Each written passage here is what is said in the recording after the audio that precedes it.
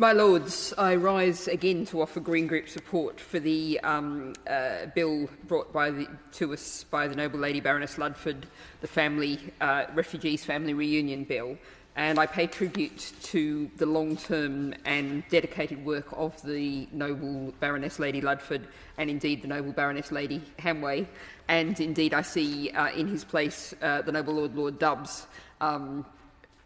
This has been something Your Lordship's House has a proud record on, and we really need to see some progress from the government in this area.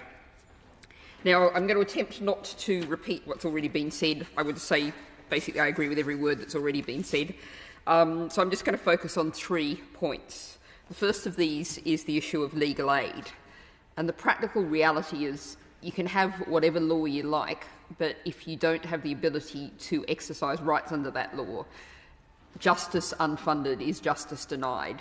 Without legal aid, it's impossible for people to exercise properly the rights that they have. Now, the history of this is that under the 2012 Legal Aid Sentencing and Punishment of Offenders Act, refugee family reunion applications were removed from access to legal aid. And the practical reality is that we have to see campaigning groups, charities, those supporting refugees, very often, as the Right Reverend Prelate said, child refugees, having to find funding to support their legal costs in cases to exert the rights they actually have. Now, I'm sure the government, the Noble Lord the Minister, will argue that this is a simple administrative procedure, but the practicality is that this is extremely complex and difficult, and refugees usually need to rely on at least a solicitor. And this bill, I think, is crucial in restoring legal aid for refugee family union cases. It means it's not introducing a new right, it just means people can exercise the rights that already exist. The second point I'd like to pick up is that raised by the Noble Lady Baroness Ludford, who pointed out that this bill is similar to a number that have previously been introduced. But of course, circumstances in terms of refugee policy have changed significantly since even the last time this bill was introduced. Of course, we've had a great deal of reference to the situation of Afghan refugees, and we have both the Afghan relocation and assistance policy and the Afghan citizens resettlement scheme. Although I feel I have to take this opportunity to note the particular case recently highlighted that there are still 180 British Council contractors trapped in Afghanistan, of whom 85 are regarded as it being extremely high risk.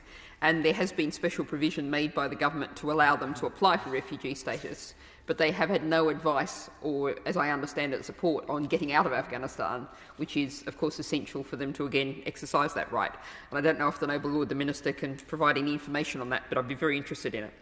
So there's the Afghan situation. There's also, of course, the Hong Kong British National Overseas Visa and Ukrainian refugees, already widely referred to. So we have seen real change in the last year or so in terms of approach to refugees, but it is limited to certain groups, certain nationalities. And surely refugee rights are some of the most basic rights that should and must apply to people fleeing persecution, war, danger, not just from some countries, but from all countries. So the situation is different to when we've previously debated this bill. And finally, like the Right Reverend Prelate, I do particularly want to pick up the situation of children. And the fact is that we have far less rights for children for family reunion than almost every other European country. Does the government really want to be world-leading in cruelty to some of the most vulnerable people on this planet, child refugees?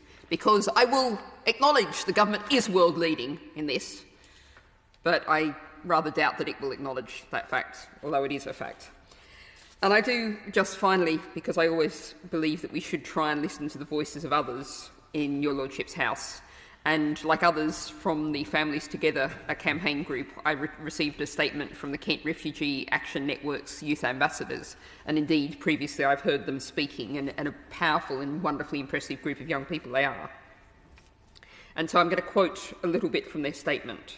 They say, "Young refugees must face hostile immigration and other challenges alone. This is doubly hard without the support of our families.